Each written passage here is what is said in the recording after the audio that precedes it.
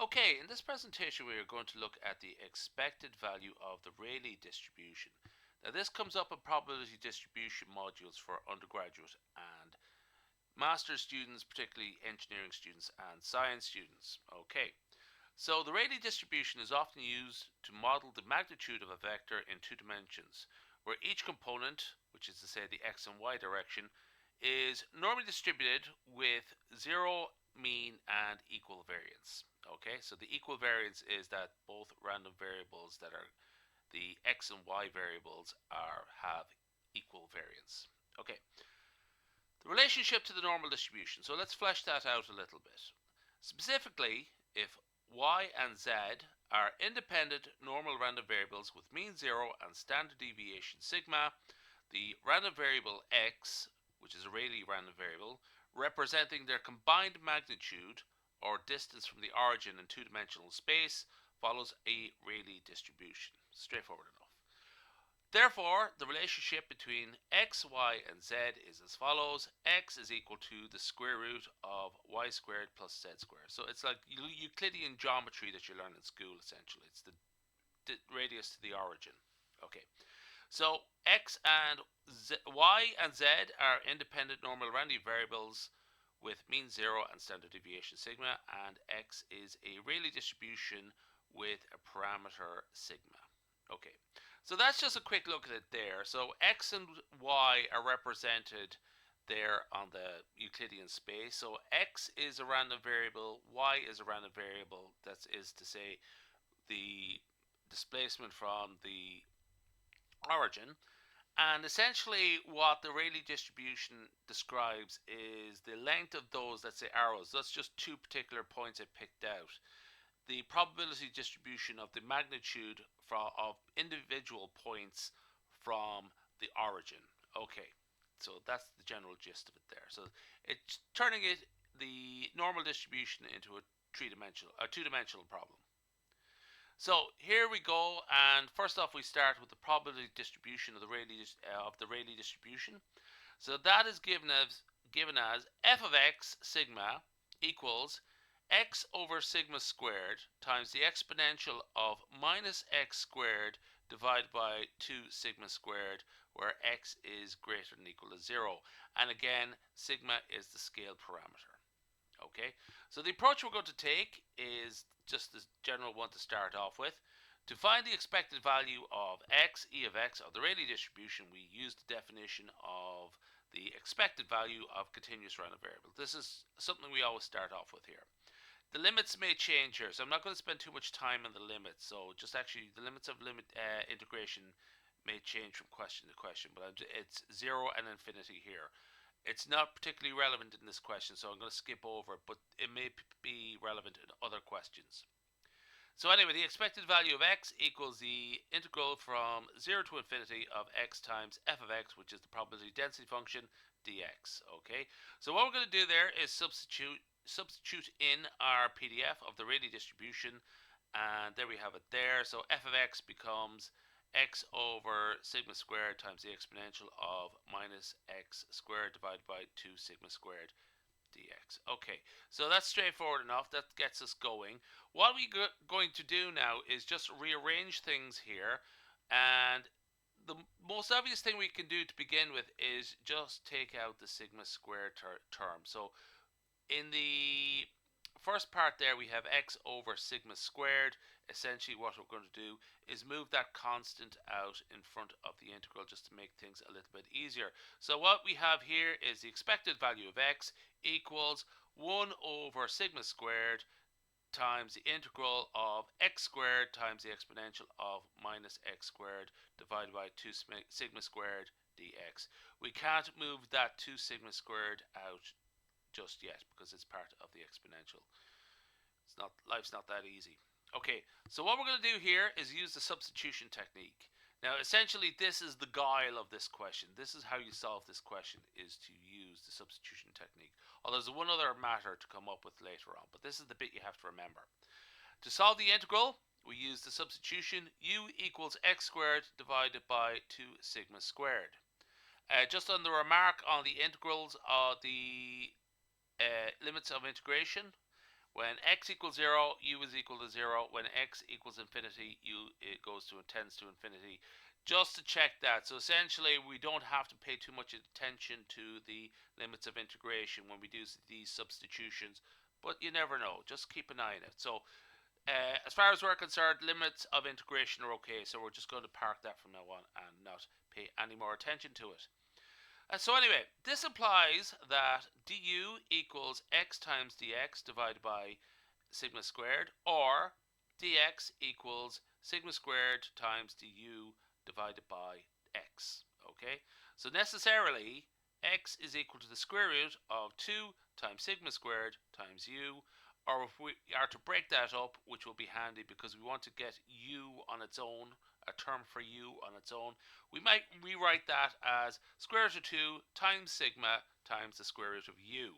Okay, so this gives us a simplified expression for dx. Now, just to sort of looking at the third and fourth bullet point, we have on the third bullet point we have an expression there for dx equals sigma squared times du divided by x.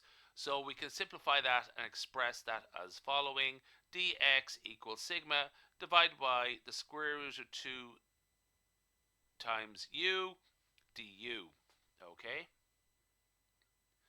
so recalling the integral that we're trying to solve, that is the expected value of x equals 1 over sigma squared times the integral of x squared times the exponential of minus x squared divided by 2 sigma squared dx. So essentially what we're going to do is substitute in everything we have. So x squared becomes 2 times sigma squared times u, okay, because we don't have to put in the square root. The integrals, the limits of integration are unchanged, so that's fine. That's still sigma, or that's still 0 and infinity. Okay. Minus x squared divided by 2 sigma squared, that becomes minus u, and dx becomes sigma divided by 2, the square root of 2u du. Okay. So essentially what we're going to do now is just tidy that up a little bit. Essentially what we're going to do here is move all of those constant terms out to the front. We have 2 sigma squared times u, so we take out the 2 sigma squared and put it in front of the integral. And looking at the last part there, sigma divided by the square root of 2u, we're going to split that up into sigma divided by the square root of 2, and in the integral we leave alone 1 divided by the square root of u du. So essentially this tidies up the integral, and we have the expected value of x equals 2 times sigma divided by the square root of 2 times the integral of the square root of u times the exponential of minus u du. Okay, so we're making progress there. Now, this is a bit, I'm going to sort of skip through this quickly enough, because if you're doing the Rayleigh distribution in a course, in a module, you should probably be doing the gamma function as well, or have previously seen the gamma function. So this is very useful in probability distributions. If not, you can solve this problem using integration by parts, but I think really you probably will be using the gamma function for this, or this is what is expected for your course. So just a quick recap on this: the gamma function, denoted by gamma of n, that Greek symbol there is the gamma, is a complex function that extends the concept of factorials to real and complex numbers. Okay, so there's a couple of things you have to remember. For a positive integer n, okay, 1, 2, 3, 4, the gamma function is defined as gamma of n equals n minus 1 factorial. So it's straightforward enough in that case for integers. Okay. For real and complex numbers, the gamma function is defined by this integral. Gamma of z equals the integral of 0 to infinity of t to the power of z minus 1 times the exponential of minus t dt, where z is a complex number with a positive real part. Just recall that real numbers are a subset of complex numbers. Mostly in the context of what we're doing here, we're dealing with real numbers, but you know, okay? Just to recall that you can get the odd unusual examples where you have to be a little bit more, show a bit more guile. Anyway, we'll leave that. So those are two important definitions. What we could do there is just a quick example. The reason I sort of mentioned the gamma function is because it's very useful for solving probability density function problem or probability problems. And for example, gamma of 2 is that integral there. It is the integral from 0 to infinity of t times the exponential of minus t dt, but you can actually show that that is equal to 1. So necessarily that integral is equal to 1. Now that's not going to be used in this particular instance, but it's just to sort of hammer home the point of why the gamma functions are very, very, very, very useful. Okay, so this is an important one, and this will probably crop up in a lot of examples. The gamma function of 1/2 has a special and elegant result. So the gamma function of 1/2 is that expression there, the integral of 0 to infinity of t to the power of minus 1/2 times e to the minus t dt. But if you evaluate it out, the gamma function of 1/2 is equal to the square root of pi. Okay, now it will probably be the case that you get to sort of use this automatically, that last result automatically. You may even be given it as a hint in your question.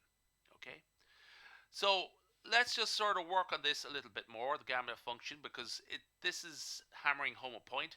The gamma function of 3 over 2 can be calculated using the relationship between gamma functions and factorials.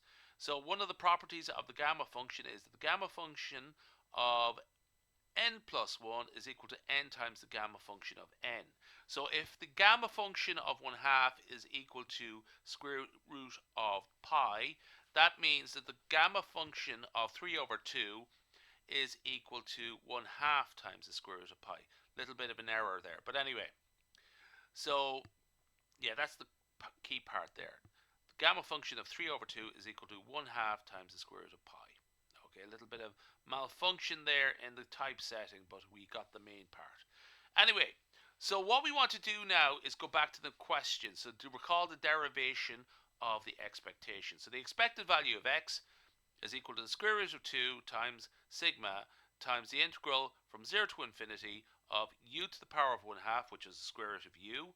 Recall earlier on that that was u divided by the square root of u, so we just simplify that. That now becomes u to the power of 1/2 times e to the minus u du. Now what we could do is look at that in the context of a gamma function there. So just let's set that up as a gamma function. Gamma of t is equal to the square root of 0 to infinity of u to the power of t minus 1 times e to the exponential of minus u du. So in this case, what we have to do is tease out what t is. So if t minus 1 is equal to 1/2, that means we have the gamma function of 3 over 2. Okay, so this is a little bit of guile here.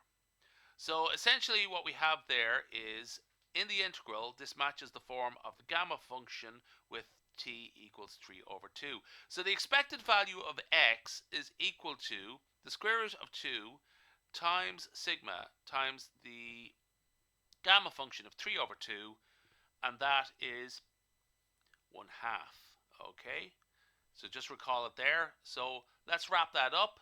The expected value of x is equal to the square root of 2 times sigma times 1/2 times the square root of pi, and that is equal to the expected value of x equals sigma times the square root of pi over 2.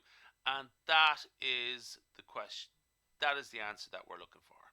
So yeah, that's great. That's it. That's in conclusion, we have found that the expected value of x equals sigma divided by the sigma times the square root of pi divided by 2.